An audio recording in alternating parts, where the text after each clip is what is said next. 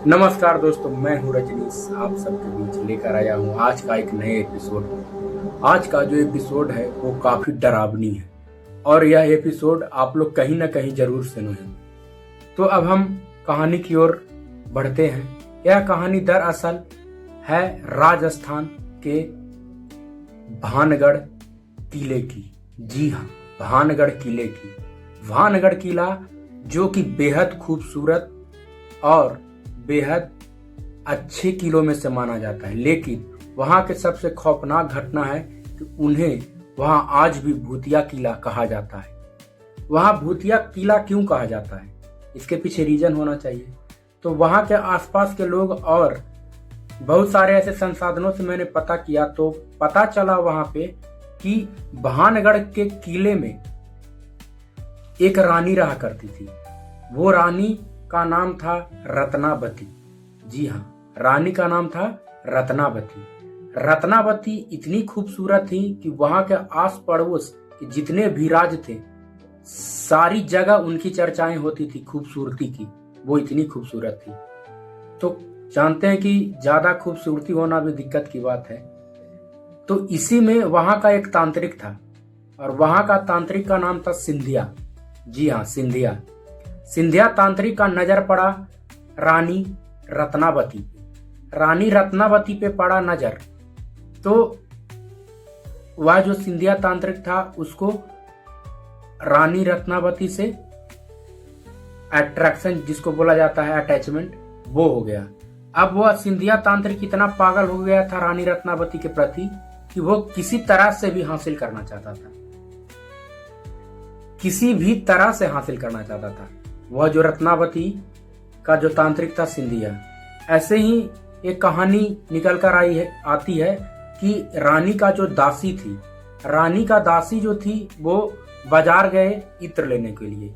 जब इत्र लेने के लिए गए तो वो जो सिंधिया तांत्रिक था उनसे मिला हुआ था और उनसे मिला हुआ था दासी से। तो दासी का जो इत्र लेकर आती थी वो रानी रत्नावती यूज करते थे, लगाते थे। राजा महाराजाओं की बात अलग है। तो वो इत्र में एक जादुई टोटका, जिसको बोला जाता है, जादुई टोटका इत्र मिला दिया जिससे रानी रत्नावती उनके तरफ अट्रैक्ट हो जाए। लेकिन ऐसा हुआ नहीं, ऐसा बिल्कुल भी नहीं हुआ। रानी रत्नावती को पहले से ही आभास था कि इस इत्र में, इत्र मतलब सेंट जिसको भी बोला जाता है, इत्र में कुछ ना कुछ डाला हुआ है। इसीलिए रानी रत्नावती बगल के पहाड़ पे फेंक दिए। वहां पे फेंक दिए तो वो इत्र में तो जादू था। जादू के चलते वहां का जो चट्टान था, चट्टान लुढ़क कर तांत्रिक पे ही जाके गिर गया। जैसी करनी वैसी भरनी, तांत्रिक पर गिर गया, तांत्रिक के मौत हो गया। तांत्रिक के मौत हो गया तो वहां पे उसने ये करा कि मरते मरते जो सिंधिया तांत्रिक था वो श्राप दे दिया,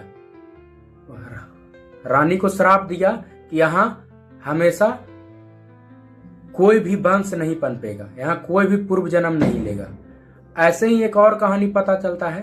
चलिए, आप हमारे चैनल को सब्सक्राइब करें, लाइक करें और शेयर करें। अगर जो मैं मेहनत कर रहा हूँ आप लोग को लग रहा है कि हमारी कहानी इंटरेस्टिंग है तो आप लोग जरूर हमारे चैनल को सपोर्ट करें ताकि मैं और मेहनत कर सकूं। ऐसे ही एक और कहानी है बालू माथा।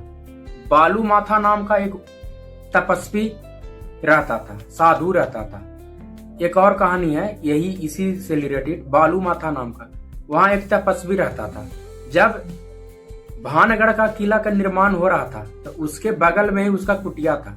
कुटिया था तो वो जो तपस्वी था वहां के राजा से आकर बोला था कि आप चाहे जैसा भी किला बनाए लेकिन किले की जो परछाई है वो हमारे कुटिया में ना पड़े, बस यही ध्यान रखना। किले की निर्माण हो गई, सब कुछ ठीक ठाक चला।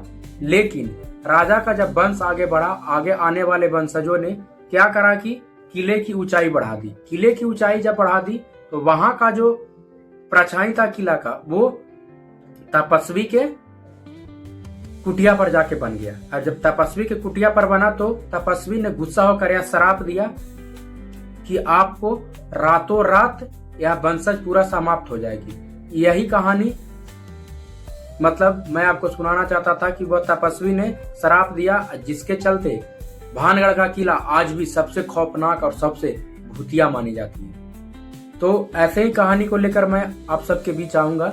अगर आपको हमारी कहानी पसंद आया हो तो हमारा चैनल को सब्सक्राइब लाइक जरूर करें, शेयर करें फ्रेंड से। चलिए आज के लिए इतना ही, धन्यवाद।